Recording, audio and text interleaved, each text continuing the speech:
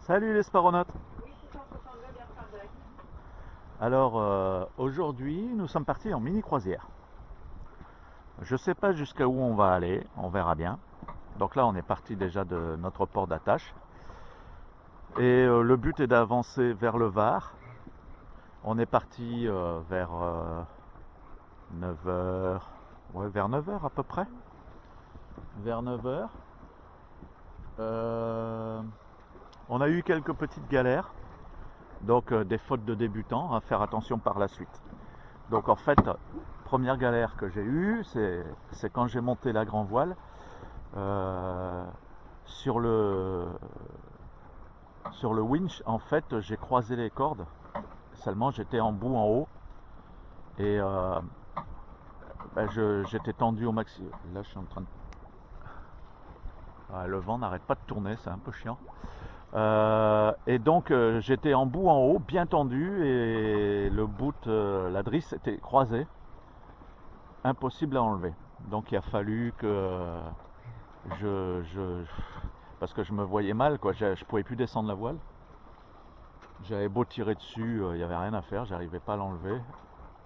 Donc j'ai tout détendu en fait. Tous les bouts possibles, inimaginables qu'il y a sur la voile, et enfin j'ai réussi à lever un peu et détendre un peu pour pouvoir décroiser. Donc déjà on a perdu pas mal de temps parce qu'il m'a fallu 20 minutes pour ça et je commençais vraiment à me demander comment faire. Donc là voilà, maintenant je vous prie de croire que je fais bien attention. Il était annoncé zéro vent et puis finalement il y a un peu du vent qui s'est levé. Mais bon voilà, il y a plus de, on va dire, de houle. Hein, parce qu'on peut voir qu'il y a du mouton un peu si on regarde l'état de la mer.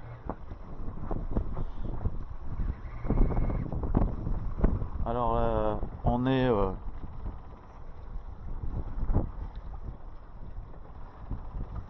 je suis réglé au cap pilote automatique à 150, mais il a du mal. Hein, il a du mal. Là, on peut voir que je suis plus au 120. Deuxième galère, le trou de fixation du pilote automatique. Là, j'ai fait une réparation de fortune, mais c'est pas le top. Le truc est passé au travers. Donc c'est là qu'on voit l'entretien du bateau qu'il y a eu. C'est vraiment dommage. Donc du coup avec mon mastic miracle là j'ai fait vite fait une réparation pour tenir. Je regarderai pour faire ça un peu mieux plus tard, mais je pense que je serai obligé de. Ouais, le pilote il a vraiment du mal, il est au bout, il n'y arrive pas. On fait du 4 nœuds, on n'a jamais été aussi vite. Génial. Bon, je vais reprendre le pilote parce qu'il n'arrive pas. Et il pousse à fond, on va bouffer les batteries, c'est tout ce qu'on va faire. Voilà.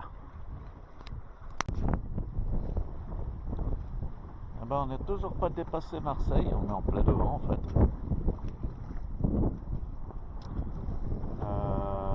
Il est 14h30. Là on va passer, je sais pas comment ça s'appelle, ce phare là, tout en béton.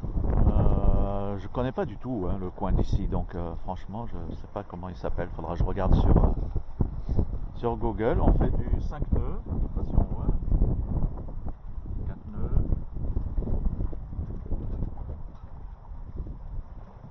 Ah.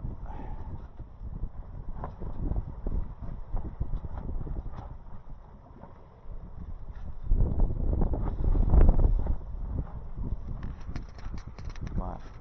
Bon, en général là, quand je quitte les yeux la route, du coup je perds un peu le vent, mais sinon on fait du 5 nœuds. Par contre il y a alors c'est sympa, mais il y a une grosse houle là, il y a des moments, il y a des creux à plus de 2 mètres. Donc on tape pas du tout, ça il n'y a pas de problème parce qu'en plus on a la houle à l'arrière, donc la houle qui n'est pas dans le même sens que le vent. Et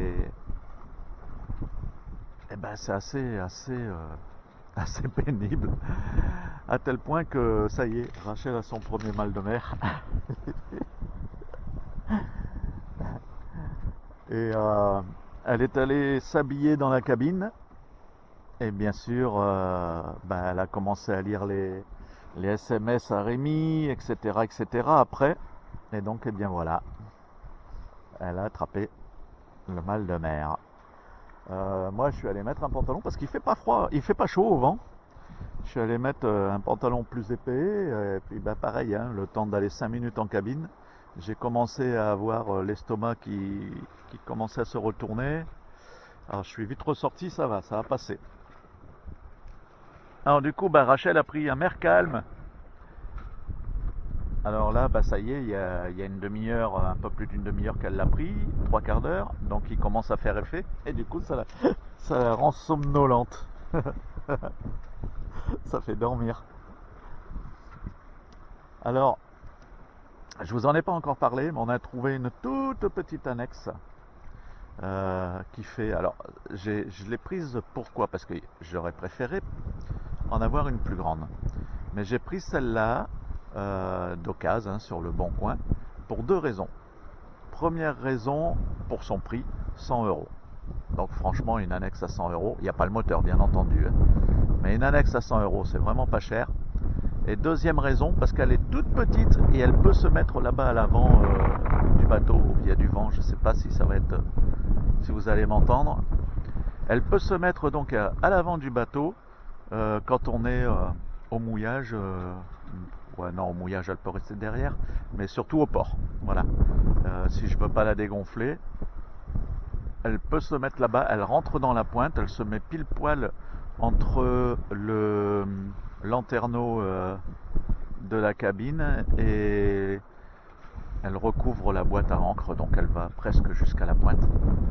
Alors, elle fait 2 mètres de long sur 1 mètre de large, c'est pour vous dire qu'elle est toute petite. Et là, on la traîne à l'arrière. Alors, je vais vous montrer ça. Voilà. On la traîne à l'arrière, elle va très bien, elle suit très bien le bateau, il n'y a pas de souci.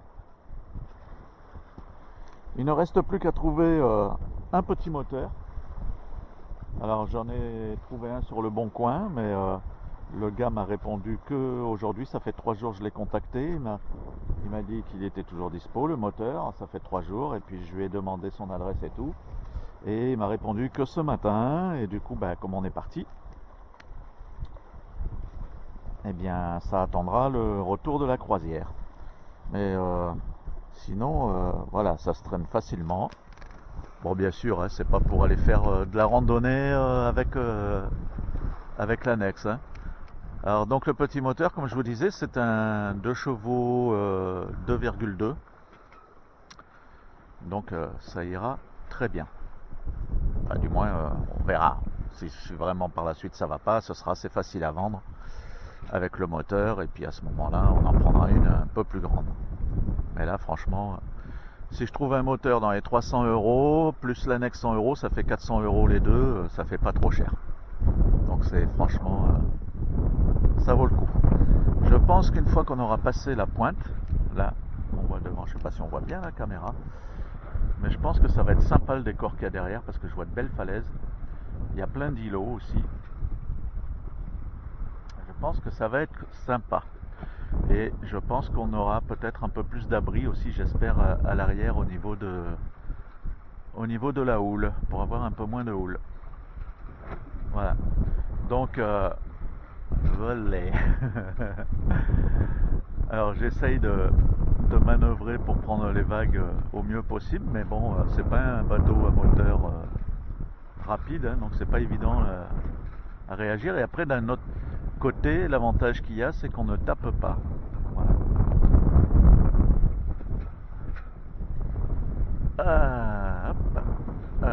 Bon, je vous montrerai quand ce sera plus joli. Parce que là, voilà quoi, c'est Marseille, c'est la ville. Quoique c'est sympa, vu de la mer, c'est sympa. On voit les gros bateaux là-bas. Il y en a 1, 2, 3, 4, 5. 5 gros bateaux. Alors, vous voyez, je vous dis, quand on fait du 4-5 nœuds. À chaque fois que je vous le montre, malheureusement, ça me fait mentir. Mais voilà. En général, on a 5 nœuds. On n'a jamais dépassé 5 pour le moment. Hein. Mais je pense que c'est déjà pas mal hein, quand on connaît l'état de propreté de la coque. C'est vraiment bien. C'est vraiment bien.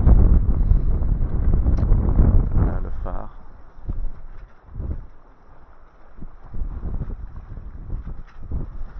Alors ah oui, je ne sais pas si vous avez vu, mais maintenant vous voyez maintenant, je vous le dis. J'ai mis cette chose, alors je ne sais pas comment ça s'appelle. J'ai vu ça sur un voilier sur YouTube que j'ai regardé une vidéo. J'ai trouvé l'idée plutôt intéressante. Alors en fait c'est cette espèce de bout qui longe la baume, blanc et bleu là, sur lequel on y met des petits élastiques avec des boules. Et ça me permet, comme ça, quand je descends la voile, de pouvoir l'accrocher avec ces boules sans pour autant devoir tout ranger rapidement dans le taux. Là ça me permet de pouvoir accrocher avec ça. J'ai vu ça sur... alors ça se fait peut-être souvent, hein, je sais pas. Alors moi je l'ai passé un peu comme j'ai pu. Mais hier soir j'ai donc mis la voile accrochée avec ça et ça fait super bien le boulot. Et ça me permet justement quand on est en mer et là quand on va être au mouillage et de pouvoir accrocher la voile et de ne pas avoir les... je sais plus comment on appelle ça, les baguettes là, les raidisseurs ou je sais plus. Qui trinque-balle, qui pendouille sur le roof. Là, ça reste bien accroché proprement. Il y a vraiment de la houle incroyable. Il y a des moments, il y a des sacrés creux quand même. Et ça m'a pas coûté très cher. 2 sachets de petits élastiques avec les boules. Là. Alors les bleus sont plus courts que les blancs. C'est la taille. Le boot, bah, je l'avais déjà.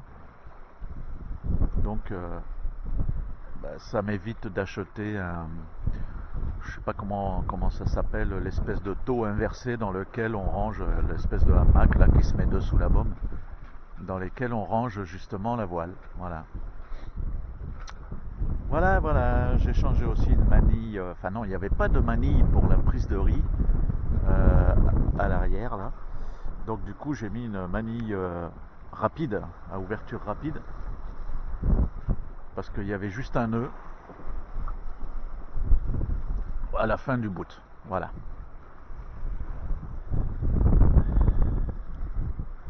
On voit qu'il y a un peu de vent, hein, il y a les voiliers qui sortent un peu. Et puis on est samedi aujourd'hui, c'est ça hein, Rachel, on est samedi. On a acheté des nouveaux gilets aussi parce que les autres on les trouvait pas confortables. Des gilets de sécurité d'ailleurs on voit là sur Rachel, donc moi j'ai exactement le même. C'est des tribords qu'on a achetés chez Decathlon. Ils sont vachement mieux que les autres. Parce que, alors déjà les autres, parce que c'était très compliqué de trouver pas les cartouches, mais le système de déclenchement. Et en plus, il valait le prix des gilets, quoi. Alors que là, c'est beaucoup moins cher chez Decathlon, puis ils sont plus confortables parce qu'ils ont un col arrondi, alors que les autres, ils avaient un gros col carré, ça nous gênait dans la nuque. Et puis vachement moins cher, parce que là, on les a payés 55 € pièce chez Decathlon. Alors, si vous cherchez et que vous vous demandez si, je ne sais pas ce qu'ils donnent en réalité à l'eau, hein, bien entendu, parce que je ne les ai pas percutés, mais sinon au niveau confort, ils sont vachement sympas, ils sont discrets, ils sont noirs, et puis toujours pareil, quoi, c'est vachement mieux que les gilets, les gros gilets orange en mousse. Voilà, pour les quelques nouvelles. Allez, je vous reprendrai un peu plus tard.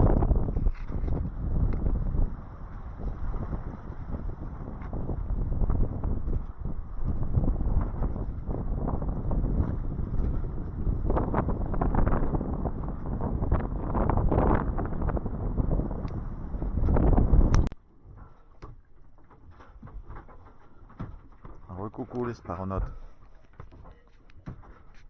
Alors j'espère que cette vidéo ce sera pas la dernière. parce que nous sommes au mouillage. On a dû prendre un mouillage d'urgence. Alors, vous en rendez pas tellement compte parce que la caméra a le stabilisateur, mais on peut voir les objets suspendus. Qu'il y a énormément de houle. En fait, il s'est levé tempête. Ils annonçaient à la météo encore avant de partir. J'ai regardé 3-4 fois avant de partir. Ils annonçaient 5 nœuds de vent. Et en réalité, eh bien, il s'est levé une tempête et là on doit être à au moins 30-35 nœuds de vent. Le problème c'est que on n'a pas trouvé d'abri parce qu'on est parti un peu plus tard que ce qui était prévu. Et donc du coup on est du côté des Calanques de Marseille, de Cassis plutôt. C'est un parc naturel, une zone protégée. Normalement on ne doit pas avoir, je pense, le droit au mouillage. Mais de toute façon, il n'y a pas trop de mouillage possible parce que là, on n'est pas abrité. On est en vent, je pense, nord-est. Je n'ai pas trop regardé. Mais de toute façon, on ne s'arrête pas de tourner. Et quand on est arrivé, la mer était plate parce que c'était abrité. Puis ça s'est levé après. Et en fait, on a trouvé une bouée qui est, je pense, une bouée de signalisation de sortie d'égout. Parce que ça sent assez mauvais. Mais c'est la seule chose que j'ai trouvée pour nous accrocher dessus. Parce que il y a déjà non seulement énormément de fond, et puis avec le vent et la houle qu'il y a, j'ai dit l'ancre ne tiendra jamais. Et puis j'aurais jamais été tranquille quoi. Donc du coup on s'est accroché à cette bouée en disant que si jamais demain on se fait engueuler, on dira que on n'était pas en perdition, mais bon presque, et puis que du coup on s'est accroché à cette bouée. On espère que ça va tenir parce que ça tire pas mal. Oui et non, ça tire pas continu, mais de temps en temps ça donne des coups. Et ce qui m'inquiète le plus, c'est que ça m'arrache le taquet à l'arrière, quoi. Alors pourquoi à l'arrière? Parce qu'on n'a pas réussi. En fait, Rachel, malheureusement, n'a pas beaucoup de force. Et donc, quand il a fallu attraper la bouée, tout ça, elle n'y arrivait pas. Manœuvrer le bateau avec le vent qu'il y avait, c'était très difficile parce que ça poussait de tous les côtés. Donc j'ai dû faire moi-même.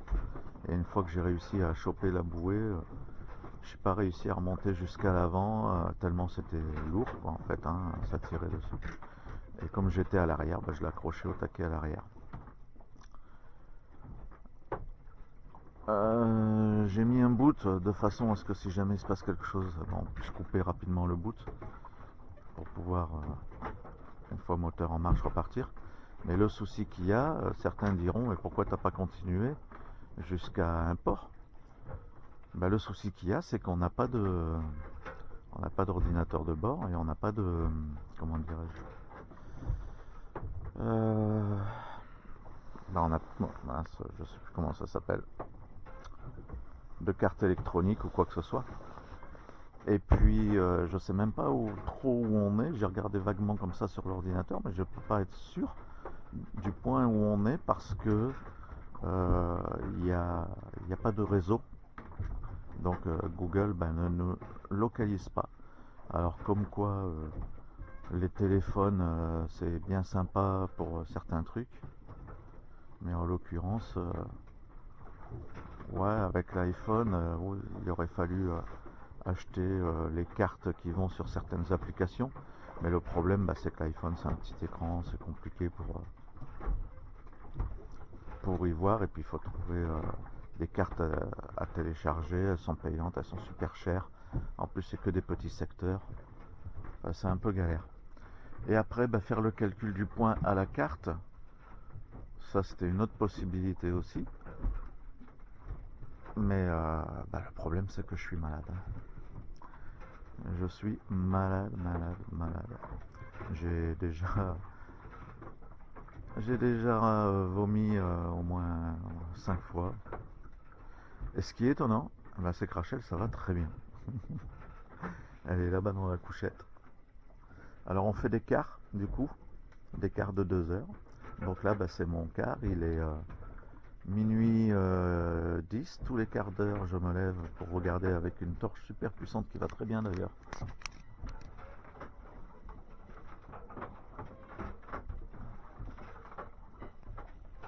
J'avais acheté ce genre de torche dans un magasin de bricolage, je sais plus lequel. Bon, si ça vous intéresse, vous me demanderez, je vous donnerai le nom parce qu'en réfléchissant j'y arrive, mais là j'arrive même pas à réfléchir quoi. Alors on est arrivé ici, il était 18 heures. Donc voilà, vous imaginez, dans la nuit déjà. Et puis voilà, impossible de continuer à naviguer parce que voilà, je vous dis, je vois pas du tout il n'y a pas de lune du tout, donc on peut même pas naviguer à la vue. Et puis là, on est à quelques, je sais pas, une cinquantaine de mètres des côtes. Alors, en plus, c'est les falaises. Hein.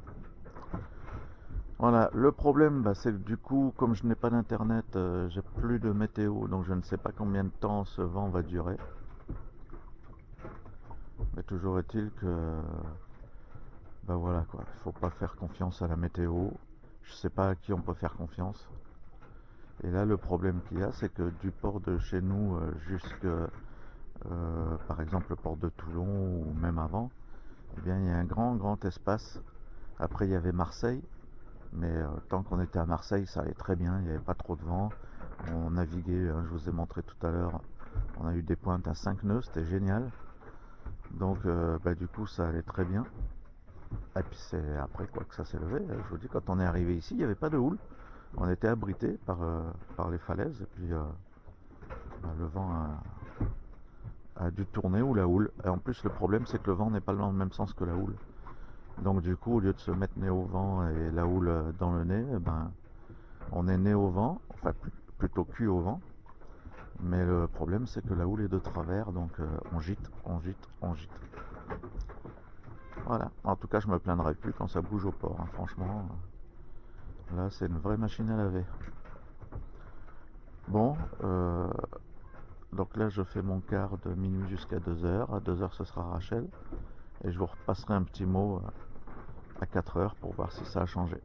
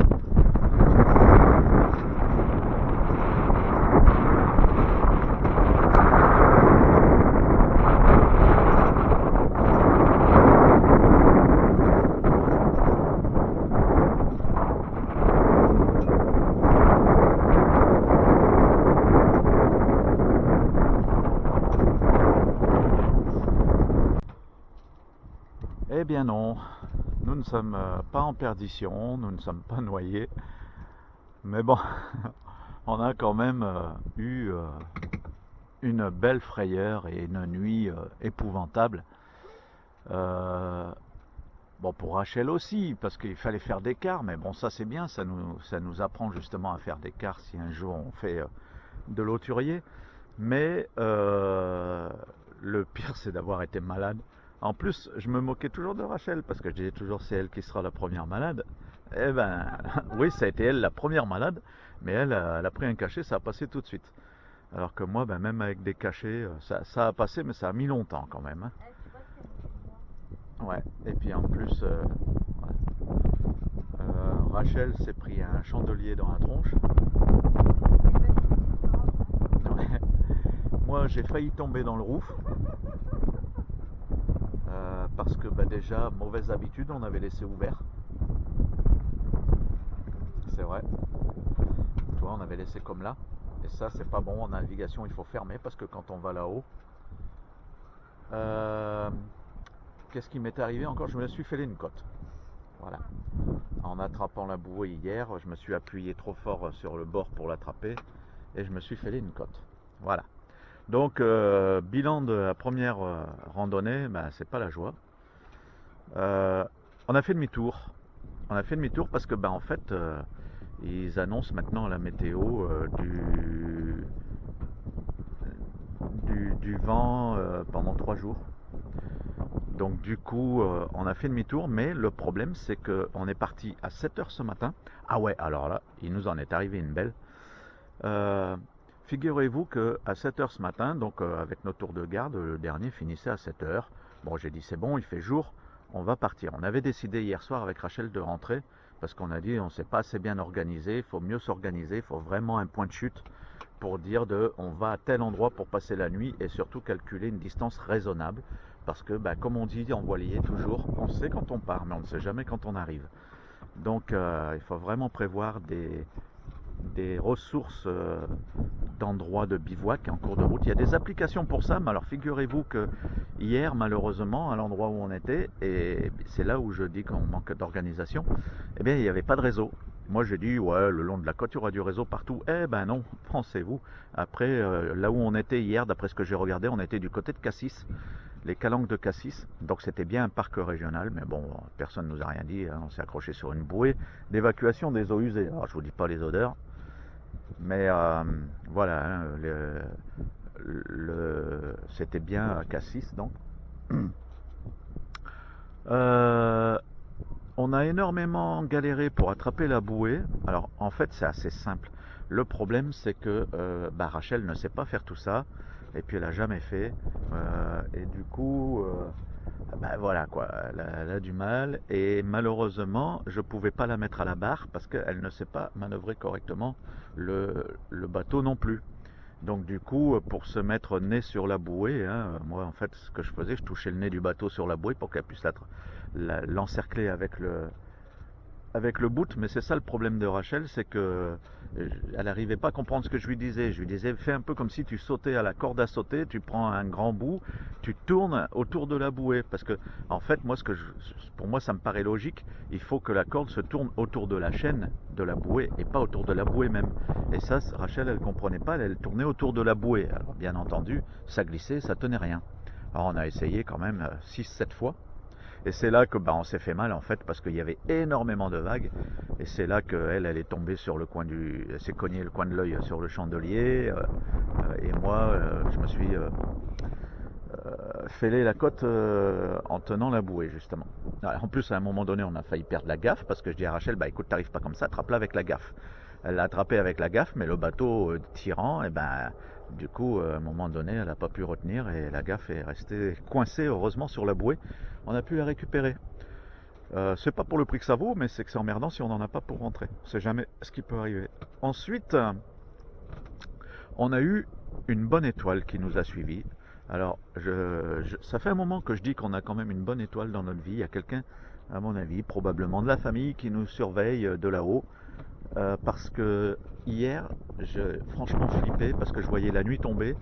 Une côte toute longitudinale, donc absolument aucun abri et rien de la falaise, quoi, les calanques de Cassis, hein. Donc si vous jetez l'ancre, je ne sais pas combien de fond il y a, mais c'est vachement profond.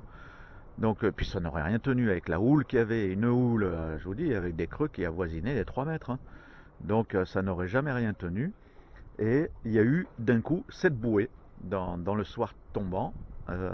J'ai vu 7 bouées et là j'ai dit tant pis, je m'accroche dessus, même si c'est une bouée d'interdiction de mouillage, je dirais que j'étais en perdition, que je me suis accroché dessus, hein. Après tout, la vie des gens passe quand même avant. Donc 7 bouées et là, ce matin, on se lève donc à 7 heures, on se met dehors, je commence à installer à l'avant, j'ai mis le tourmentin, donc c'est la première fois qu'on le mettait. Et bon, ça va bien, mais le prochain qui me dit, sérieux, parce que il y en a qui me l'ont dit, le prochain qui me dit, mais pas de vous, hein, c'est des gens que j'ai croisés au port et compagnie.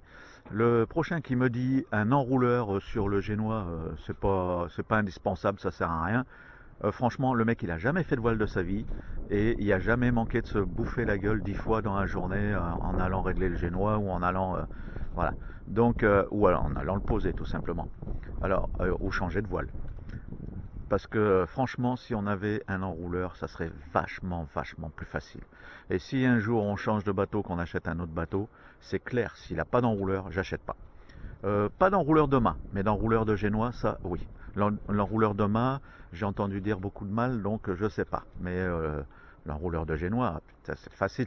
On veut mettre un tourmentin, on tire un peu la voile et puis c'est bon. Et puis là, les gars, je les vois faire. Là, et vous voyez ici, ils sont mouillage là à côté de nous. Il y a 2, 4, 6 voiliers.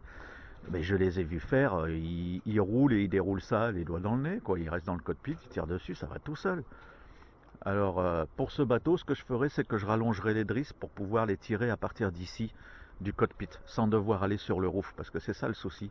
Il n'y a pas de renvoi de drisse, et donc j'en installerai par la suite, parce que franchement, ce sera quand même si c'est dur à tirer, etc., ce sera quand même moins dangereux, parce que là, franchement, je compte même pas le nombre de fois que je me suis mangé la figure. Et heureusement, on n'est pas passé je suis pas passé par dessus bord. Rachel, je lui ai interdit plutôt de monter sur le pont pour aller faire quoi que ce soit devant. Je lui dis même tout le temps de s'asseoir dès qu'on est à l'eau, de ne pas rester debout. Mais voilà, donc pour revenir à cette bonne étoile, et ben ce matin, en faisant tout ça, d'un coup je regarde, je dis ah Rachel, regarde, on était détaché, la bouée était larguée. En fait, le bout s'était cisaillé dans l'anneau dans lequel j'avais passé le bout. Et ben de bouger toute la nuit, c'est cisaillé. Donc finalement, on a eu pas mal de bol parce que ça s'est pas passé dans la nuit, premièrement, et deuxièmement, ça s'est pas passé du tout avant qu'on s'en aille. Je l'ai remarqué, j'étais aussi loin que d'ici au bateau blanc là-bas, hein. Quand j'ai remarqué, j'ai dit mince, j'ai l'impression qu'on s'écarte. Comme j'étais occupé à endrailler la voile, du coup j'ai pas fait attention. C'est après, je dis mais qu'est-ce qu'il y a, je regarde, puis je dis à Rachel, regarde, je dis on a quand même eu de la chance, quoi, parce que si ça s'était passé en pleine nuit, ou qu'on s'en était pas rendu compte, parce qu'il y a quand même eu des moments où malheureusement, moi avec les cachets, il y avait des moments, c'était quelques minutes, c'était 5 minutes, 10 minutes, mais ça m'arrivait de m'endormir des fois.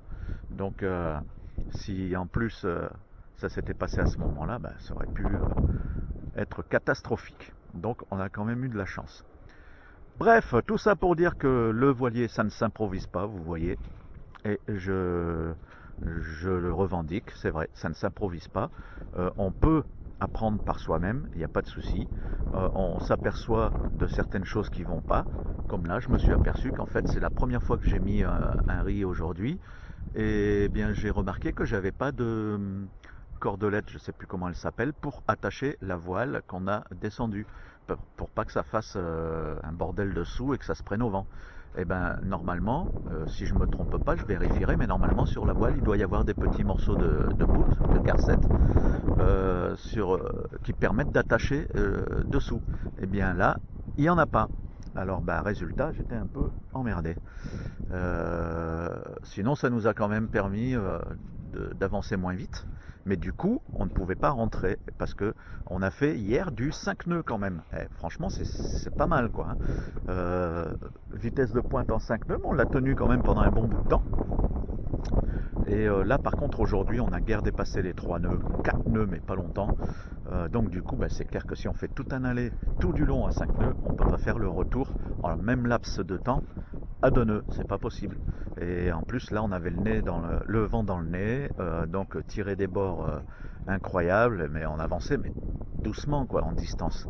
Donc du coup on commençait à repaniquer en disant mon Dieu, mais où est-ce qu'on va trouver un abri? Et puis là on a vu cette crique où j'ai dit on va ralentir, on va regarder un peu parce que je voyais des mâts au loin. Et puis en fait, encore la petite étoile peut-être, je sais pas. Ça fait que, en fait, c'est un port que j'ai vu de l'autre côté, mais je croyais qu'on pouvait y accéder par ici, mais ça doit être plus loin. Et puis en allant essayer d'accéder au port, eh bien, j'ai vu cette petite crique de mouillage où, ma foi, on est pas mal abrité, hein, parce que je vous dis, dehors, il y a toujours la houle. Hein. Il y a bien 5 mètres de creux. Franchement, c'est impressionnant. Il y a des moments, j'avais le vertige. Donc c'est pour vous dire, quand j'étais en haut de la voile, en haut de la vague et que je voyais la descente, ça me filait le vertige. Et ouais, il y avait bien 4-5 mètres. Donc là, du coup, on est un peu abrité. Alors ça agite hein, encore le bateau, mais ça n'a rien à voir. C'est un peu comme quand il y a mauvais temps au port. Ça agite pas mal.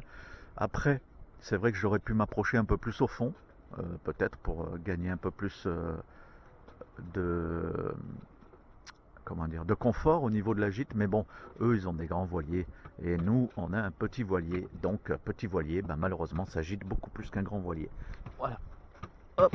Et puis, vous savez que moi, j'aime pas me coller aux autres. Alors, c'est un peu pour ça. Parce que là, tout à l'heure, il y en a un qui est arrivé, s'est collé juste à côté de l'autre. Et c'est pour ça que l'autre est un peu parti. Parce que justement, c'est l'autre qui était garé, stationné, non, amarré. Je sais pas comment on dit en mer. Amarré, ouais, sûrement. Le premier qui est obligé de partir parce que l'autre est venu se coller à lui. Donc, aïe, aïe, aïe, ça fait mal les côtes. Voilà, donc là ce soir je vais pouvoir manger parce que j'ai faim, parce que hier bien sûr j'ai pas mangé.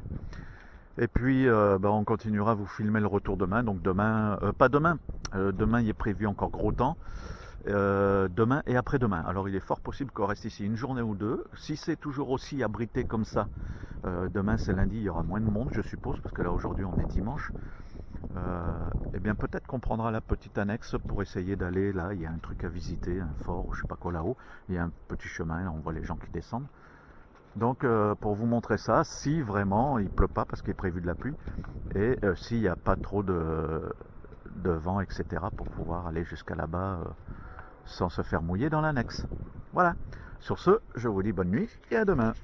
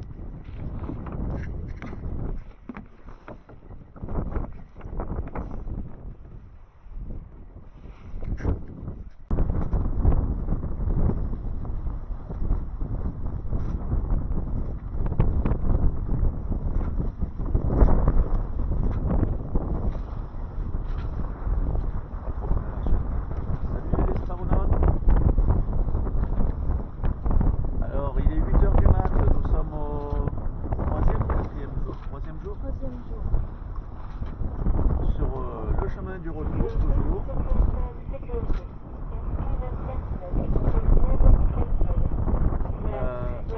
On a repris la route de bonne heure.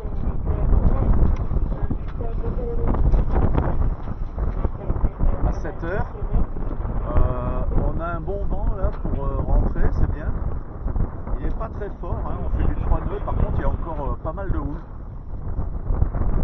Mais si ça se tient comme ça serait pas mal. Par contre il est prévu de tomber le vent.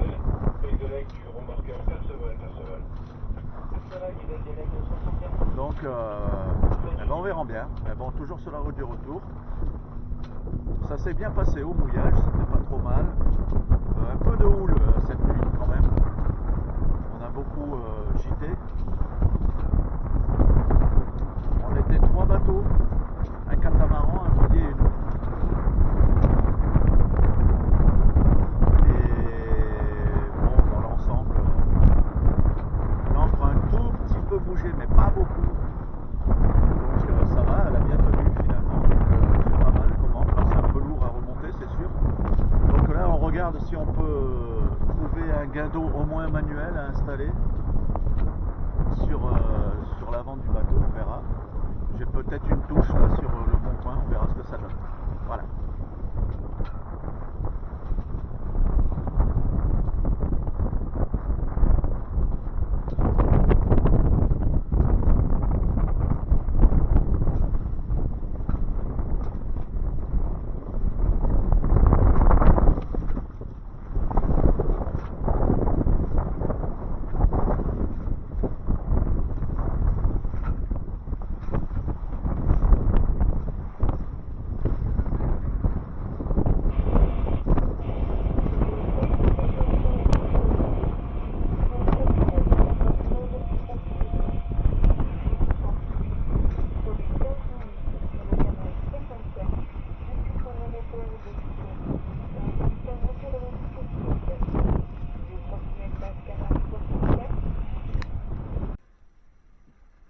Alors, petit bilan de cette randonnée de combien? 4 jours?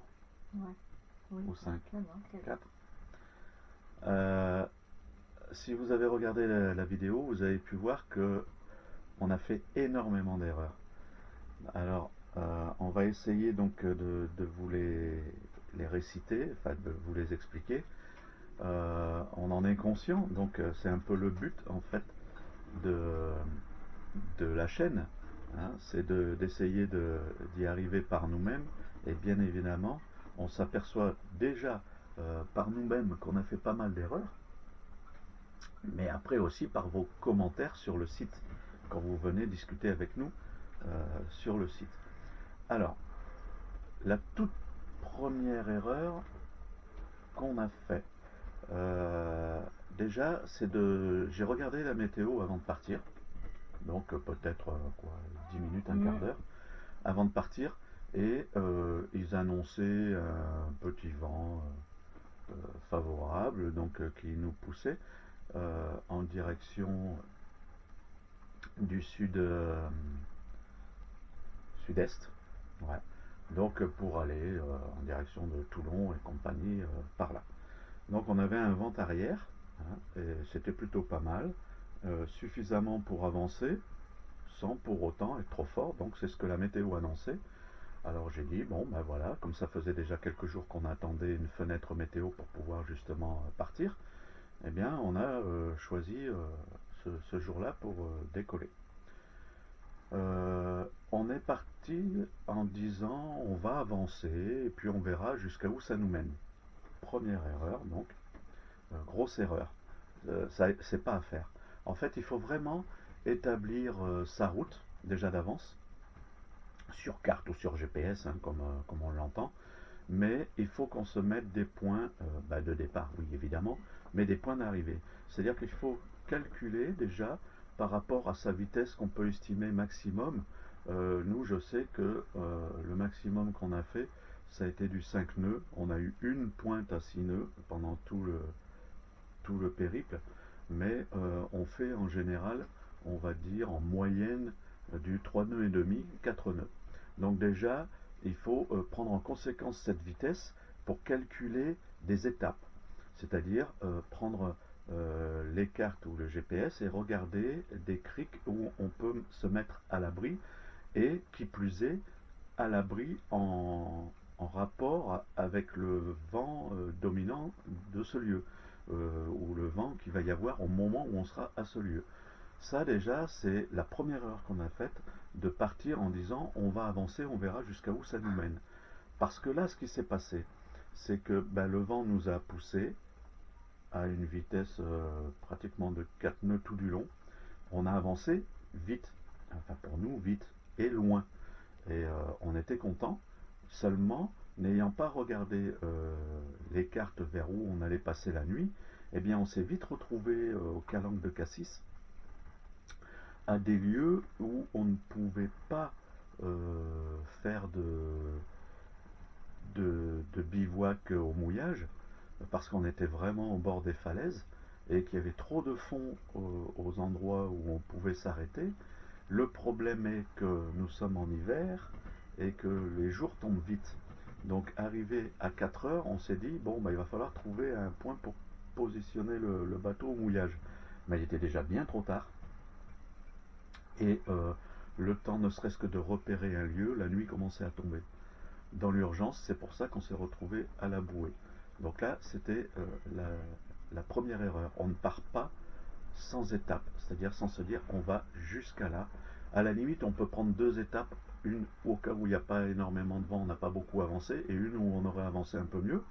Mais il faut savoir où on va, pas seulement en définitif. Parce que là, on s'est dit on va vers le Var. Ben non, c'est pas bon. Il faut qu'on dise ce soir ou cet après-midi, on s'arrête là. Et avec un plan d'urgence plus court, au cas où le vent tombe, pour pouvoir se mettre au mouillage à l'abri. Première erreur.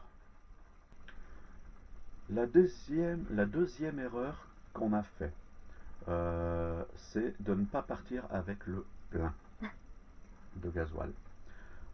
Quand j'ai regardé le gasoil au moment de partir, ici c'est assez compliqué. Il faut aller assez loin pour trouver une pompe à essence. Si on ne veut pas prendre l'essence au port, car bien évidemment, au port elle est beaucoup plus chère qu'ailleurs. Et en plus ici, c'est compliqué, il faut chercher le pompiste et tout. En plus là c'était un week-end. Mm. Non, Moi, on est je parti sais plus. vendredi. Enfin bref, c'était assez compliqué. Donc il fallait vraiment prendre le jerrycan, faire du gasoil et faire le plein du bateau. Avant de partir, j'ai regardé le niveau du gasoil et en fait, on était à un peu plus de la moitié. Donc je me suis dit, ouais, c'est un petit teuf-teuf, ça consomme pas beaucoup. Je tourne un peu la caméra à bouger. Ça consomme pas beaucoup, c'est un petit teuf-teuf, donc on en a bien assez. Et puis on verra sur la route au port, en passant devant un port s'il faut, ou même au mouillage, on ira faire du gasoil. Eh bien, grosse erreur. On ne doit jamais partir sans son plein. Voilà. Sauf si on fait à la limite une petite sortie là devant d'entraînement. Mais je veux dire, quand on part en rando comme ça, il faut avoir le plein de son bateau. Parce que là, ça nous a porté préjudice. C'est-à-dire que le premier soir, pour se mettre accroché à la bouée que vous avez vu dans la vidéo, eh bien, il a fallu énormément de manœuvres parce qu'il y avait du vent, beaucoup de vent. Donc il fallait tenir le bateau sur la bouée et surtout le souci c'est que Rachel ne comprenait pas le système avec le boot pour pouvoir accrocher la bouée et d'attraper la bouée avec la gaffe. Le problème qu'il y a c'est qu'elle n'arrivait pas à la tenir parce que Rachel n'a pas beaucoup de force et n'arrivait pas à tenir la gaffe, la bouée à proximité. Et moi le temps que je lâche la barre et que je vienne pour l'attraper, elle avait déjà lâché. Donc c'était un peu compliqué. Alors du coup, en plus on a fait quelques allers-retours pour chercher des abris. Du coup on a consommé pas mal de gasoil. En plus, on ne connaît pas vraiment la consommation du bateau. Donc c'est-à-dire que on a plutôt estimé à plus que ce qu'il a utilisé finalement. Donc c'est un bien. Mais quelque part, moi je me voyais vite arriver en fond de gasoil, alors qu'en fait, on en avait encore pas mal. Mais c'est vrai qu'on n'a pas encore la connaissance de la consommation. Alors, ça nous a porté aussi préjudice au retour, parce que, bien sûr, on a utilisé encore le moteur pour se mettre au mouillage les 2 jours d'affilée qu'il y a eu ensuite. Et au retour, on a eu le vent de face, le vent dans le nez, tout du long, tout du long, tout du long. Et là, bah, j'avoue qu'à un moment donné, j'aurais bien dit on tire un bord jusqu'au large devant le port et on resserre après en mettant le moteur. Parce que ça évitait, ça faisait plutôt des escaliers, hein, plutôt que des euros, comme j'appelle ça moi, SF2 euros pour avancer. Et donc au final, le retour a été très très très très long parce qu'on l'a fait qu'à la voile, parce qu'on n'avait pas suffisamment de gasoil. J'avais peur de ne pas pouvoir rentrer à l'intérieur du port. Et Dieu sait qu'il vaut mieux tomber en panne de gasoil à l'extérieur du port qu'à l'intérieur. Euh, Surtout quand c'est un grand port comme ici, parce que bah, le vent va vous pousser et puis bah, vous risquez de faire des dégâts ou de ne pas arriver jusqu'à votre emplacement. Alors du coup, je voulais vraiment m'approcher le plus possible de l'entrée du port pour pouvoir justement entrer tranquillement après au moteur en ayant suffisamment de gasoil. Donc ça voilà, ça a été un gros préjudice, aussi une grosse erreur. Il faut vraiment partir avec son plein de gasoil, d'autant plus qu'avec le plein de gasoil on peut naviguer pas mal d'heures, même peut-être jours. Donc franchement voilà, et la prochaine fois qu'on part pour une randonnée comme ça, c'est clair qu'on partira non seulement avec le plein de gasoil dans dans le bateau, mais aussi avec un bidon supplémentaire de 20 litres qui nous servira justement de réserve en cas de problème, où on se dise on a encore 20 litres après si vraiment on arrive en panne sèche. Mais voilà, ça c'est la deuxième erreur importante, hein, du moins les plus graves qu'on a fait et qui aurait pu être un gros souci dans la navigation. Une troisième erreur importante qu'on a fait, c'est qu'on a navigué trop loin des côtes. C'est-à-dire que quand on était sur un cap, en fait, une pointe, si vous préférez, côtière, on regardait au loin, on voyait une autre pointe, un autre cap, ou une petite île, ou une chose comme ça, et on tirait droit vers ce lieu. Ce qui fait qu'à un moment donné, les côtes étant plus creusées, on était, je crois que le plus loin, on devait être au moins à 4000, hein, entre 3 et 4000 des côtes, ce qui fait vraiment loin. Et du coup, eh ben, ça nous a posé un problème parce que quand on a cherché un mouillage le soir, étant donné qu'on était loin des côtes, on n'a rien vu avant, on n'a même pas pu dire bon bah écoute, on est passé un port il y a 5 minutes, on fait demi-tour et on tire vers le port. Ou une crique protégée, une anse, peu importe. Mais je suis sûr qu'il y a plein au bord de, de la Méditerranée de petits ports, de anses, de criques comme ça. Et en tirant direct des lignes droites comme ça, sans longer la côte, pour prendre au plus court, pour aller plus vite, et ben justement, on n'a pas vu les abris qu'il y avait potentiels juste avant.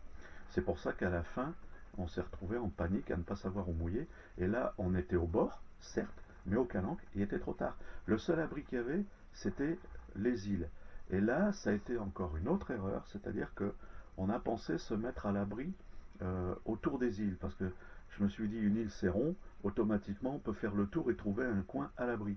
Eh bien non, parce que autour des îles, il y a ce qu'on appelle le phénomène Venturi, qui est un vent qui tourne autour des îles, et vous avez un vent dominant tout du long sur votre trajet, vous dites bah, je vais me mettre derrière l'île à cet endroit-là, et quand vous allez y aller, bah, vous n'aurez pas d'abri parce que le vent justement, par l'effet Venturi, tourne autour. Je ne vais pas rentrer dans les détails hein, de l'effet Venturi, mais ça fait des spirales, ça tourne autour, et ça force même entre deux îles, ou une île et le continent quand elles sont pas loin, le vent forcit, ça nous est arrivé, ça on l'a vu, on s'en est aperçu, et donc on s'est retrouvé à des endroits à changer de route pour aller se mettre à l'abri, pour finalement tomber à des endroits beaucoup plus ventés qu'on aurait pensé. En plus, en tirant sur les îles comme ça, quand il faisait encore jour, eh bien, il y avait tout simplement tout un tas de bateaux, de palanquets, de plongée qui étaient à ces endroits parce que justement, eux cherchent les abris, mais pas spécialement du vent parce qu'ils peuvent s'approcher très très très près de la côte, mais plutôt, eux, des abris de houle et de vagues. Et donc, eh ben, bien évidemment, surtout au niveau des calanques de Cassis, là-bas, vous pensez bien, on entre dans le parc, c'est là où il y avait le plus de bateaux au mouillage de plongée, donc impossible de s'approcher à ces endroits. Donc ça, c'était une troisième grosse erreur qu'on a fait. Et enfin, la quatrième et dernière grosse erreur qu'on a faite, on en a fait d'autres, hein, des petites erreurs bien sûr, mais une grosse erreur, c'est quand on s'est mouillé, plutôt accroché à la bouée. Hein. On a pris la première bouée qu'on a trouvée, hein, je vous l'avoue. C'était une bouée donc de sortie d'égout, probablement de Cassis ou Marseille, peu importe, je ne sais pas trop. On s'est amarré à cette bouée qui était là.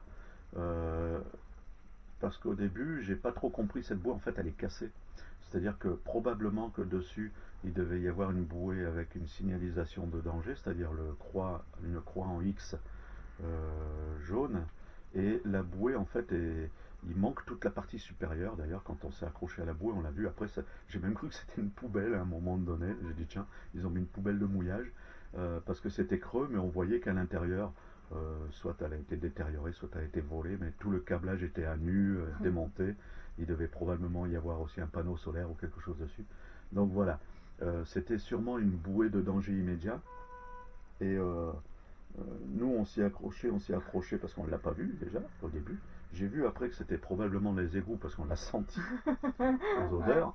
Et puis on voyait dans les falaises qu'il y avait comme des portes de dessinées, enfin en relief. Ah oui, c'est vrai. Donc c'était probablement des égouts avec des grilles hein, fermées, bien sûr.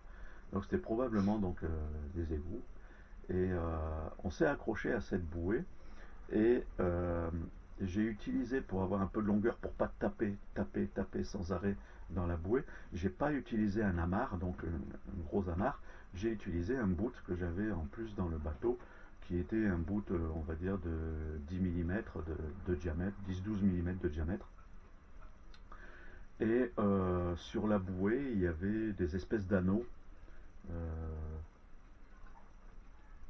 mais pas un anneau comme un anneau de chêne, hein, un anneau comme une plaque, un morceau de plaque en métal dans laquelle il y avait un rond de découpé. Et j'ai passé mon amarre à l'intérieur et je l'ai plié en deux pour revenir jusqu'au bateau. Et bien ça a été une erreur parce qu'en fait on a juste utilisé cette amarre-là et on n'a pas doublé l'amarre. Moi je me suis dit c'est plié en deux, c'est bon ça va le faire. Eh ben non, pas du tout. Parce que ce qui s'est passé, et on a eu de la chance, ça s'est passé le matin, euh, on a au moment où on était en train de monter les voiles en fait, prêt à partir quoi je veux dire, endrailler la voile parce que j'avais changé, j'avais mis le, le tourmentin. Et bien d'un coup en se retournant on dit ah tiens mon dieu on est bien loin de la bouée. Bah oui en fait le bout avait coupé parce que dans le bout dans l'anneau en bougeant toute la nuit comme ça, bah, ça finit par cisailler et il était bien en deux mais comme il était plié en deux, quand ça a coupé tout est sorti. Donc du coup bah, c'était une mauvaise initiative. Il fallait vraiment mettre un autre amarre en double et puis à la limite plutôt mettre un mousqueton ou quelque chose comme ça, et une partie largable certes, mais au niveau du bateau. C'est-à-dire que on aurait mis un mousqueton dans cet anneau, déjà ça n'aurait pas cisaillé, et puis au niveau du bateau, on aurait accroché au taquet, et s'il se passait quoi que ce soit qu'il fallait larguer rapidement, et ben on aurait largué le bout, et puis c'est tout. Et là, moi j'ai pensé à mettre le bout dans l'anneau, parce que dans la panique, et puis la nuit tombant, je me suis vu dans la merde. Hein. Et c'est pour ça j'ai pas pensé du tout au cisaillement possible. Et c'est vrai qu'il y avait de la houle, hein, il y avait pratiquement 3 mètres plus de 3 mètres de houle. Euh, donc bah, ça a fini par cisailler et heureusement, ça a cisaillé au petit matin, donc on était réveillés. Après, la nuit, on s'en serait aperçu également, puisqu'on faisait des tours de garde. mais ça aurait été encore manœuvré dans la nuit, noir, parce qu'il y avait vraiment qu'un tout petit croissant de lune, donc nuit noire, on n'y voyait rien du tout, à proximité des falaises, donc aucun feu pour nous repérer, et au danger des falaises. Le seul truc qui aurait pu nous aider, c'est l'ouïe, c'est-à-dire écouter si on entendait les vagues sur les bords pour s'en écarter, mais avec le vent qu'il y avait, on n'entendait rien. Donc là, c'était encore une grosse erreur, doubler son amarre et, qui plus est, accrocher un amarre avec plutôt un mousqueton, costaud certes, mais un mousqueton plutôt que juste un bout plié en deux dans un anneau qui a cisaillé, comme ça s'est passé.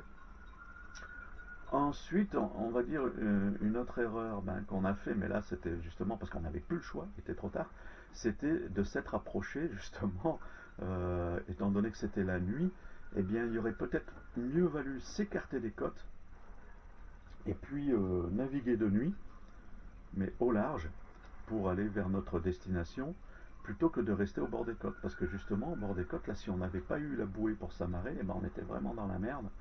Parce que naviguer au bord des côtes avec les petites îles et tout, qui sont certes signalées sur les cartes, certes signalées sur les GPS, mais le problème c'est que, étant donné qu'on s'était mis un peu au mouillage, qu'on avait rentré un peu dans le bateau et tout, je commençais à être malade, vous l'avez vu après. Donc là, même bien malade, et je commençais à plus rien calculer. Parce que le mal de mer, c'est pas tout à fait le même mal qu'en voiture. C'est-à-dire que quand on a le mal de mer, on n'arrive même plus à réfléchir. J'arrivais même plus à réfléchir 5 minutes, j'arrivais pas à me concentrer, j'arrivais pas à regarder l'écran de l'ordinateur, parce que c'était encore pire. Et je demandais qu'une chose, c'était m'allonger, laisser passer, quoi. Ne pas fermer les yeux, parce que je fermais les yeux, c'était encore pire. Mais voilà, quoi, c'était vraiment un cauchemar. Donc on a eu pas mal de galères. Donc c'est bien, parce que quelque part, ça a bien fini. Ça a bien fini et ça nous permettra de ne plus refaire les mêmes bêtises.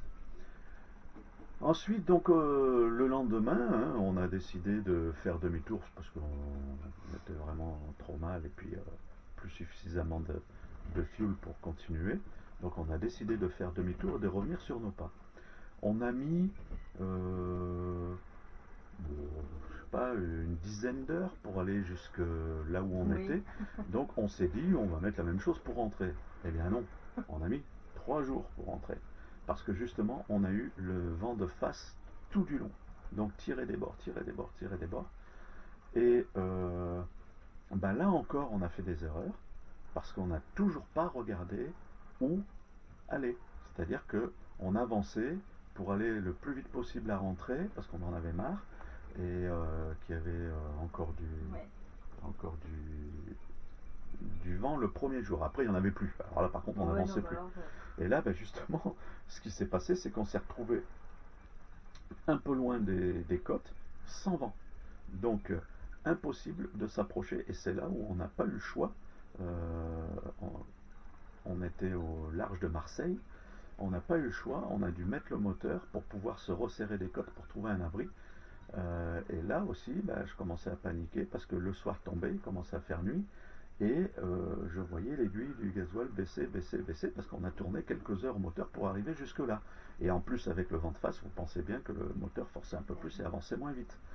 Donc voilà, c'était encore une erreur parce que il aurait fallu trouver justement des coins où stationner. Donc là, on a trouvé une petite île sur laquelle on a pu trouver un refuge où on a passé la nuit et en fait l'ancre n'a pas dérapé, tout s'est bien passé, on a bien pu passer une bonne nuit. Alors de temps en temps, on se levait à tour de rôle quand on se réveillait euh, dans le dans la cabine, on ouvrait la fenêtre à l'avant, on regardait si on n'avait pas bougé. Mais c'est vrai que en bas de ce petit îlot là, euh, on était bien, on n'a pas bougé. On est resté 2 jours. 2 jours parce que le lendemain on était tellement cassé d'avoir été malade la nuit d'avant, etc. que du coup j'ai dit on va rester là une deuxième journée. Et puis c'est surtout que le lendemain il nous annonçait du vent. Oui. Hein. Donc franchement, la Méditerranée, elle est capricieuse, je le sais. Et là, ça nous l'a confirmé, parce qu'on ne peut pas se fier à la météo sur la Méditerranée. même en écoutant la météo annoncée à la radio, il nous annonce un truc et puis 5 minutes après autre chose, parce que, enfin 5 minutes tous les quarts d'heure, là c'était en l'occurrence, parce que justement ça n'arrêtait pas de changer. La Méditerranée est très capricieuse et très difficile d'avoir une météo fiable. Donc là, comme ils ont annoncé du vent, on a préféré rester la deuxième journée et puis se reposer. Et le lendemain, on est reparti. Sous la pluie. Non, non, non. Ah non, oui, non, on était. Non, non. Non, c'est vrai, Tu oui, sautes une d'accord. journée. Oui, oui. On a encore là eu une petite angoisse parce que le soir commençait à tomber et on ne trouvait pas de crique à l'abri du vent. Et un dernier. C'est-à-dire qu'en plus, on pensait pouvoir réussir à venir jusqu'au port parce qu'on voyait l'usine hydrocarbures. Et en fait, un des soucis en mer, c'est qu'on a énormément de mal à évaluer les distances. On a l'impression que c'est tout proche, et en fait c'est loin. Et il y a des moments, c'est l'inverse. On a l'impression qu'on n'avance pas, mais si on avance, mais comme on s'écarte du bord en même temps, on a l'impression de ne pas avancer. Mais quand on revient, après on dit, ah bah si, finalement on a avancé quand on tire au bord. Donc il est difficile d'évaluer les distances en mer.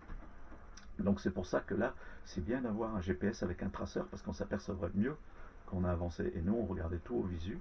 Et c'est vrai qu'il y avait des moments où on disait, mais oui, c'est pas loin, donc on va pouvoir rentrer, on y va, on y va. Et puis, ben non, l'heure passe, l'heure passe. Et là, je vous prie croire que l'heure passe très vite, Passe vite, hein. Oh là très là. très vite. Et surtout, ben, le soir, je vous dis, à 4h30, le soir commence à Purée, tomber. c'est ça qui. En plus, il commençait à faire mauvais, donc il faisait encore noir plus tôt. Et eh bien là, pareil, au dernier moment, on a trouvé une anse pour se mettre à l'abri. Vous le voyez d'ailleurs dans la vidéo. On a passé une nuit aussi là correcte, mais par contre on a glissé. On a entendu plutôt l'encre qui ripait au fond, parce que comme on est arrivé le soir, là où j'ai jeté l'encre, je voyais une tache claire, pensant que c'était du sable, et en fait ça devait probablement être de la roche blanche ou juste recouverte d'un peu de sable. Et donc dans la nuit on a bien entendu l'encre qui faisait du bruit, qui ripait sur le fond. Et le matin on a reculé, on va dire, d'une petite dizaine de mètres, mais on s'est retrouvé en plein milieu de l'anse alors qu'on était un peu plus serré. Mais cette anse qu'on a bien remercié d'avoir trouvé aussi, pour pouvoir se mettre à l'abri, parce qu'on ne pouvait pas entrer d'une traite. Et de nuit, c'est pareil, moi l'entrée du port de nuit, je ne l'avais jamais faite, donc je la connais pas, et je ne voulais pas rentrer de nuit au port. Qui plus est, à la voile. C'est ça aussi le problème. Surtout qu'ici, en plus, il y a pas mal de gros bateaux, il y a pas mal de navigation avec les gros bateaux qui, eux, naviguent même la nuit. Donc, je ne voulais pas rentrer de nuit au port. Le lendemain, à l'endroit où on était, ça soufflait pas mal, mais le bateau bougeait pas trop par rapport à la première nuit. On a bien été malade, donc là on n'était plus malade. On avait décidé de rester encore une nuit au mouillage à cet endroit-là, parce que c'était plutôt sympa, c'était plutôt tranquille. Mais j'ai regardé la météo et je me suis aperçu qu'ils annonçaient plus du tout de vent pour le surlendemain. Donc j'ai dit non, on va galérer pour rentrer, donc il faut rentrer aujourd'hui. On est parti et là c'était sous la pluie, grosse averse, à tel point qu'à un moment donné il n'y avait même plus de visibilité, tellement c'était brumeux. Mais toujours avec un vent, ma foi, assez fort, mais pleine face. Donc j'ai essayé de tirer des bords au près le plus possible pour pouvoir avancer, avancer, avancer. Et on avançait, oui, mais on avançait vite en vitesse, enfin en vitesse non, on était à 3 nœuds, donc c'était pas très rapide. Mais le problème, c'est qu'on avançait pas très loin à chaque fois. Et du coup, ben pareil, l'heure passait, je me voyais pas encore passer une nuit dehors. Donc à un moment donné, je me suis vu dire bon ben on fait demi-tour et on retourne où on était et tant pis. On passera une journée sans vent demain, mais le problème c'est qu'ils annonçaient par contre un gros temps pendant une semaine ensuite à la météo, qui finalement n'a pas eu. Donc, mais à la météo, il l'annonçait pendant une semaine de gros vent. Donc j'ai dit non, il faut absolument rentrer, absolument rentrer. Et puis toujours notre petite étoile, parce que c'est vrai qu'on franchement, je vous l'avoue, on a une petite étoile qui nous suit, qui nous porte chance, qui nous a vachement aidé. Et là, à un moment donné où je voyais plus quoi faire encore une fois, Rachel était même à l'intérieur du bateau. Et euh, d'un coup, on était en panne de vent. Mais alors plus de vent du tout, du tout, du tout. C'est-à-dire que même retourner à l'endroit où on avait passé la nuit avant, c'était compliqué. Ouais. Donc je me suis dit, tant pis, il faut tirer la plage, là où il y a l'usine hydrocarbures, tirer la plage et puis mouiller au large de la plage. Tant pis, on va se prendre la houle toute la nuit, on va faire des quarts encore toute la nuit, mais je voyais pas d'autre solution. Et d'un coup, il s'est levé un vent favorable qui nous a poussé jusqu'à l'entrée du port, jusqu'à plus de 4 nœuds. Même, ça monte même à 5. 5 nœuds. D'un coup. D'un coup, j'y Mais croyais en même pas. quelques secondes. Je dis à Rachel, parce qu'elle commençait à voir que ça remuait, elle a cru que j'avais tiré un bord et récupéré un vent. Non, non, non, j'ai dit on est en vent favorable. Là, je tire droit à l'entrée du port. Et Elle j'y me dit sans croyais tirer pas. de bord. Et j'ai dit non, droit à l'entrée du port. Elle me dit non, c'est pas vrai, tu racontes des conneries. J'ai dit bah écoute, sors, tu vas voir. Et elle a sorti la tête en Ah, rouge j'étais pour étonnée. regarder.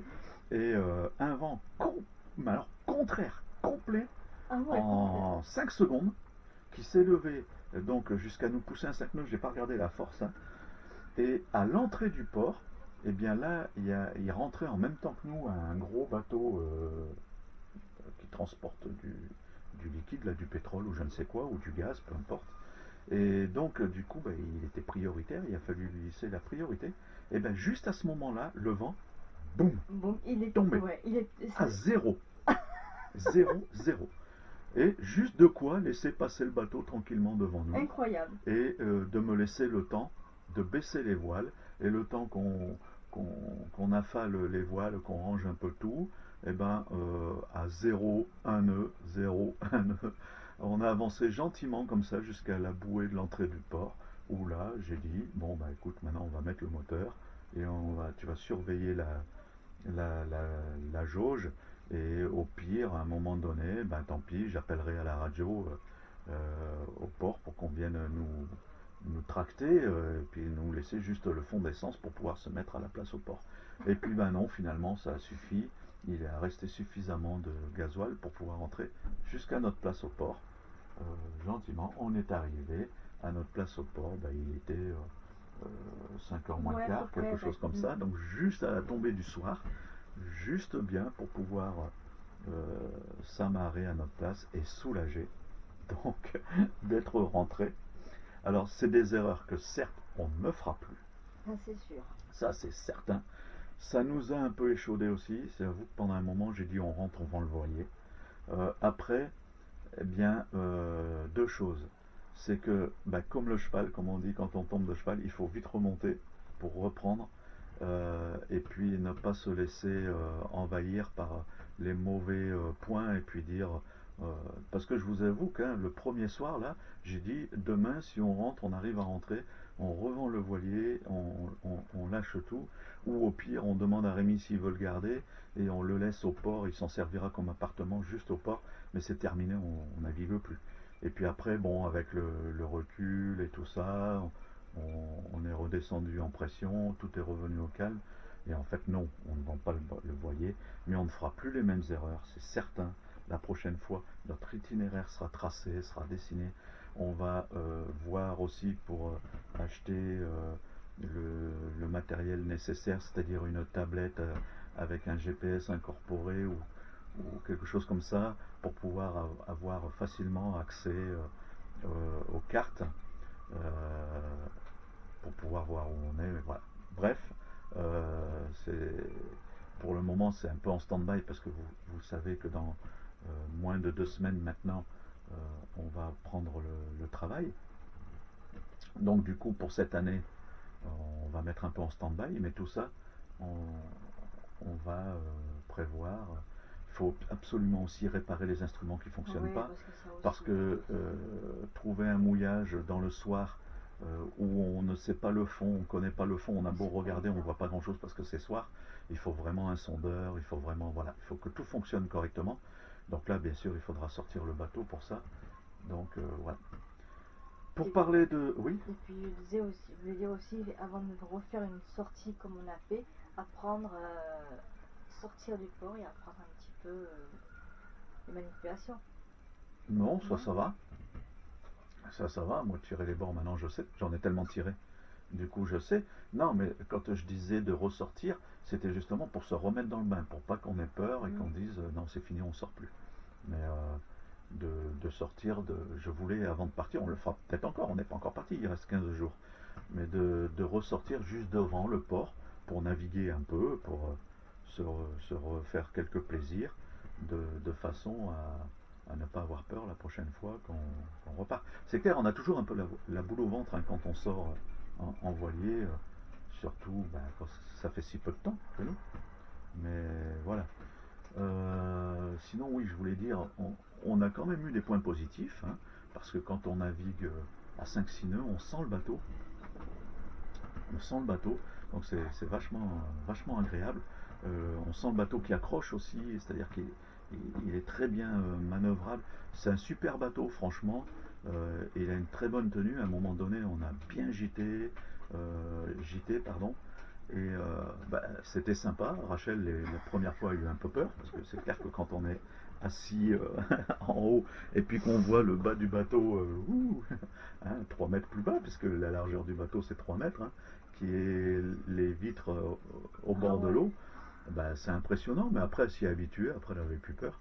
Il y a juste les deux premières fois où Estonais, je voyais ses grands yeux, et j'ai dit t'inquiète pas, hein, avec la quille qu'on a, si on met la voile à l'eau, c'est qu'on l'a cherché, quoi. Et non, non, il réagit très bien. Bon, après, c'est un petit bateau, hein, donc c'est sûr que quand il y a de la vague, quand on est au mouillage ou du vent, eh ben, on a du gîte, hein, ça, il n'y a pas de souci. Un autre point positif, mer calme, ça fonctionne. Ça fonctionne. Parce que, bon, la première fois, quand j'ai été malade, il était trop tard, j'en avais pas pris, j'ai été malade. Rachel en avait pris, elle n'a pas été malade. Euh, donc ça, franchement, ça fonctionne. Et après, moi, quand j'ai commencé à être malade, j'en ai pris un, j'ai dit tant pis, même s'il faut 2 heures pour qu'il fasse effet, mais vaut mieux qu'il fasse effet parce que sinon, je vais passer une nuit comme ça. Donc j'ai passé quand même la moitié de la nuit malade, mais au bout d'un moment, ça finit par faire effet. Donc Mercalm, vous pouvez y aller. Il y en a deux hein, sur le marché de produits comme ça efficaces. L'autre, je ne sais plus quelle marque c'est, mais Mercalm, je connaissais parce que je le prenais pour les modes de transport en voiture. Et bah, ça fonctionne, parce que les autres jours après, on ne cherchait pas à comprendre. Le matin, avant de partir, on en prenait un. Alors c'est vrai qu'il y a un petit moment de somnolence, hein, ça a Mm. tendance à endormir, mais si vous êtes occupé et tout, ça le fait. Et par contre, c'est quand même agréable de ne pas être malade. Hein. Parce que là, on peut descendre dans la cabine, regarder l'ordinateur, la carte, etc. Que je ne pouvais pas le premier jour. C'est impossible de mettre un pied dans la cabine. Et puis bah, on n'a même pas pu manger, rien du tout, donc c'est pas agréable non plus, ça arrange rien. Parce qu'on a beau dire oui, il faut se forcer, sinon t'as rien à vomir. Bah oui, bah vas-y, force-toi quand t'es malade. Donc ça, oui, Mercalm, vous pouvez y aller, c'est un cachet. Combien t'as payé ça en plus? Dans les 5 euros. Dans les 5 euros. Ouais. Donc c'est pas très très cher. Mm. Il y en a quand même pas mal dans la boîte. Donc il y en a encore d'ailleurs. Donc franchement, prenez-en une boîte si vous avez peur d'être malade. Et même si vous êtes malade, vous le prenez. Une demi-heure, 3 quarts d'heure après, ça commence à faire effet. Et c'est plutôt Mais bien, bien j'ai quand pratique. même été moins malade que toi. Bah oui, bah parce que t'as pris justement du Le Mercalm. soir où il y avait la houle, j'ai pas été vraiment Oui, malade. mais t'en avais pris, hein. Le matin. Ouais. Moi, j'en avais pas pris du tout. Parce que j'étais persuadé que j'aurais pas été malade. Bon, elle est contente, on va lui faire plaisir. Rachel n'a pas été malade. Par contre, elle s'est pris le chandelier dans l'œil, que j'avais prévenu. Et comme je dis, bon ben moi, ça de mauvais souvenirs aussi. Fêler une côte, hein, en voulant attraper la bouée.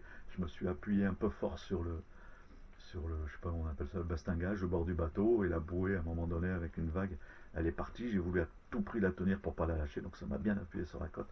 Et ça m'a fêlé une côte. Donc bah, ça, pas agréable non plus, hein, vous imaginez, monter les voiles, descendre les voiles, etc. Alors, une modification qu'on va faire au printemps quand on reprendra le bateau, c'est aussi allonger les bouts et faire un renvoi de commande jusqu'au cockpit pour monter et descendre les voiles. Ça, on va le faire, c'est obligé, parce que c'est trop, vraiment trop galère de monter, d'aller au mât et d'aller au génois à l'avant euh, pour, pour monter ou descendre les voiles. c'est vraiment trop galère. Surtout que oui, non, monter et descendre, les deux. Parce que quand on est au moteur, tout va bien, on quitte l'endroit où on est à l'abri, tout va bien. Mais dès qu'on est dehors, en plus, il y a les bateaux qui se régalent, Oh là les là. touristes là, un moteur se régale à vous passer à fond la caisse à côté. Donc vous, vous êtes debout, parce qu'à un moment donné, j'ai failli... Ah oui, ça c'est une erreur aussi qu'on a oublié de parler, qu'on s'en est vite rendu compte. Fermez toujours, toujours, toujours le roof en haut, la porte, parce que à un moment donné, il y a eu justement un bateau qui est passé, il y a eu une vague, je suis tombé, et le roof était ouvert, et je me suis rattrapé in extremis à la baume. Si je m'étais pas rattrapé, je tombais en bas du bateau. Là, sur la table, escalier et tout, je me serais fait bien mal. Ça aurait même pu être grave, même sur la cuisine.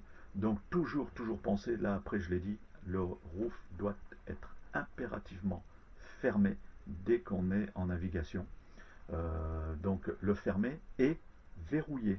Parce qu'une chose que j'ai remarqué aussi, c'est qu'au début, donc du coup, quand je disais il faut le fermer, on le tirait, on le fermait. Et à un moment donné, j'étais dans le cockpit, je me suis appuyé dessus euh, pour manœuvrer ou je sais pas quoi. Et pareil, il y a eu une vague et j'ai glissé, ça l'a ouvert, donc j'aurais pu tomber là aussi à l'intérieur. Donc fermer et verrouiller. Après que vous fermez pas la porte verticale, ça c'est pas grave. Mais le roof horizontal, fermez-le, verrouillez. Ça, c'est une erreur qu'on a fait et ça, on l'a vite remarqué. Parce que franchement, là j'ai eu peur aussi parce que je me voyais en bas. Je me suis vraiment rattrapé in extremis et j'étais couché en travers du haut parce que je suis tombé quand même, hein, mais je suis pas tombé jusqu'en bas. J'étais suspendu en haut et j'ai pu me tirer et remonter. Mais après, voilà, ce que je voulais dire, c'est que toutes les manœuvres, et en plus, pendant 2 jours, on n'a fait que tirer des bords sur bord avec une côte fêlée, ben, je vous ferai croire que c'est pas agréable. Et là, c'est pour ça, on est désolé, on n'a pas fait la vidéo plus tôt, on n'a pas fait le compte rendu plus tôt pour la mettre en ligne, parce que pendant 2 jours, j'étais allongé, je bougeais plus tellement j'avais mal. Et c'est pour ça qu'on a tardé à mettre la vidéo. Donc je m'en excuse aussi auprès des abonnés qui ont posé la question sur le site en demandant qu'est-ce qui se passe, on n'a plus de nouvelles. Parce que justement, pendant 2 jours, j'étais allongé, je dis je me repose bien, là maintenant ça y est, je commence à bouger, ça va mieux, ça me fait toujours mal. Mais je peux au moins me lever, me retourner, parce que même les nuits, je dormais mal sur le côté, je pouvais me mettre que sur un seul côté, pas sur l'autre. Et toute la nuit sur un côté, vous savez, quand on commence à prendre de l'âge, on a mal aux hanches. C'était plutôt pas très agréable. Donc voilà pourquoi pendant 2 jours vous n'avez pas eu de nouvelles à la suite de cette aventure. Voilà, en gros ce qu'on a à dire. Hein, tu as quelque chose à ajouter? Donc on va dire en tout cas s'il fallait noter cette randonnée sur les 4 jours, ben, j'y mettrais vraiment un 2. Un 2 sur 10, pas sur 5, sur 10, parce qu'on a vraiment fait trop d'erreurs qui auraient pu être fatales. Pas fatales au niveau de la vie, mais fatales au niveau de la casse du bateau, peut-être au niveau de la vie aussi. Voilà, donc on a vraiment trop fait d'erreurs, on s'en est aperçu par nous-mêmes. Hein, vous ne nous l'avez pas encore dit puisque la vidéo n'est pas passée, mais on s'en est aperçu par nous-mêmes.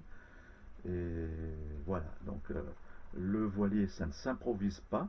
Nous, on continue comme ça quand même. On ne va pas prendre de cours pour autant. C'était le but. Donc, on continue comme ça. Mais voilà, si vous espérez franchement acheter un voilier et puis dire super, ça coûte pas cher, on va trouver un port comme eux pour pas payer cher, etc., etc. Ouais, mais sachez que le voilier, la navigation, ça s'improvise pas. Il faut vraiment apprendre. Si vous pouvez prendre des cours, faites-le. Malgré que je vous dis, nous, on va continuer comme ça. Mais si vous pouvez prendre des cours, faites-le avant. Faites une sortie avec votre bateau et peut-être l'ancien propriétaire qui vous explique un peu tout comment fonctionne. Mais c'est clair, ça ne s'improvise pas. Ou alors, bah, si vous achetez un voilier, vous payez une place au port et vous ne sortez pas du port comme beaucoup de gens ici autour qui ne sortent pratiquement pas leur bateau et qui restent sur leur bateau au port. Là, ça fait un appartement pas trop cher, d'accord. Mais si vous avez l'intention de passer des nuits au mouillage, j'ai du mal à croire aussi certaines personnes, d'ailleurs on est allé voir, on n'a pas vu, certaines personnes sur d'autres chaînes qui disent vivre au mouillage toute l'année. Moi, On est allé voir, on les a pas trouvés, ils y sont pas. C'est pas vrai. D'ailleurs, quand on regarde les vidéos, on s'aperçoit, je ne vais pas les citer ces chaînes parce que j'ai pas envie de me faire encore des ennemis, mais les gens qui disent oui, on est au mouillage, à tel endroit, l'abri au mouillage, machin, c'est faux, c'est faux. Même au Bouet, on est allé voir, il n'y a personne. Donc c'est du pipeau, les gens se mettent au port et ils ne veulent pas l'avouer. Nous, je vous le dis, là on est au port et franchement, on est bien content d'être au port. Mm. Hein. Donc c'est clair que la place au port, malgré qu'on fera encore des sorties où on passera des nuits au bivouac, etc., la place au port, on ne la larguera pas, si j'ose dire. On va la garder parce que c'est clair, bah déjà pour si on continue à travailler, etc., pour laisser le bateau en sécurité, mais aussi parce qu'il y a quand même beaucoup plus de confort au port. Donc Y a pas à les cacher, gens c'est qui nous sûr. disent on vit à 100% au mouillage, oui, dans les Caraïbes, ça, là je suis d'accord. D'ailleurs on suit des chaînes qui parlent de ça, qui sont des chaînes étrangères canadiennes, et qui eux vivent au mouillage, mais dans des pays favorables. Mais ici en Méditerranée, dans le sud, enfin oui bien sûr en Méditerranée dans le sud, logique couillon que tu es, mais ce que je veux dire c'est que et qui nous disent on est au mouillage toute l'année. Hein, si vous voyez ces chaînes et si vous vous reconnaissez, on sait vous êtes des pipoteux, vous êtes des menteurs, vous n'êtes pas au mouillage. C'est pas vrai. On est allé voir, on vous a pas vu, on vous a pas vu. Et puis avec les vents qu'il y a et tout, le mouillage, la gîte, etc. Vous pèteriez les plombs au bout d'un moment. Donc vous êtes à l'abri, soit vous êtes dans un port, soit vous êtes dans un bras de rivière, mais vous n'êtes pas au mouillage. Parce qu'au mouillage, avec là où le poney avait eu, moi je reste pas une semaine. Hein. Surtout avec des petits Ah voiliers ouais, ouais, comme le ouais. nôtre, même un peu plus grand, jusqu'à Ah. 10-12 mètres. Non, non, non, vous n'êtes pas au mouillage, les gars, c'est pas vrai, vous êtes au port. Voilà. On l'a eu, nous, et. Hein, Ah, c'est hein. faux, c'est faux. Parce que en plus, ils te disent oui, on a trouvé un abri tout vent, déjà, en Méditerranée, c'est plutôt compliqué d'en trouver un. Parce qu'il n'y a pas d'abri tout vent. Même si les dominants sont souvent les mêmes au Mistral, Mistral, Tramontane, etc., ils sont complètement inversés. Donc, non, non, non, c'est du pipeau. Ouais, non, fallait dire quelque chose. Non, non, non, non, on a dit qu'on était plus méchants. Non, non, non. Voilà. Ok, donc, ben, si vous voulez, vous aussi, vous acheter un bateau et vivre dessus et tout, bon, ça peut être un bon plan. Hein. C'est un bon plan encore quelques temps. Il ne durera pas parce que tout le monde va faire la même chose. Mais voilà, pensez que si vous voulez vivre au mouillage toute l'année, etc., non, non, non. Il faut une place au port, donc il faut le compter dans le budget et dans les contraintes aussi, parce que c'est pas toujours agréable de rester au port. Surtout quand on est dans des ports où à proximité et en sortie, il n'y a pas grand chose. Je parle en bateau, hein, pas par la route. Ici, quoique par la route, il n'y a pas grand chose non plus là où on est. Mais voilà, euh, au niveau des sorties, à part les endroits là où on a passé les derniers mouillages, sans aller trop loin, après il faut aller beaucoup plus loin, donc partir plusieurs jours. Allez, on vous laisse sur cette expérience. N'hésitez pas à mettre des pouces sur les vidéos et à nous rejoindre si vous avez des conseils à nous donner, des astuces ou bien des questions à nous poser. Rejoignez-nous sur le site, je ne le dirai jamais assez souvent. C'est gratuit. Rejoignez-nous là-bas, vous pouvez nous parler et voir d'autres vidéos qui ne sont pas en public sur YouTube. Bye bye, on vous fait des gros bisous et à une prochaine vidéo et une prochaine aventure.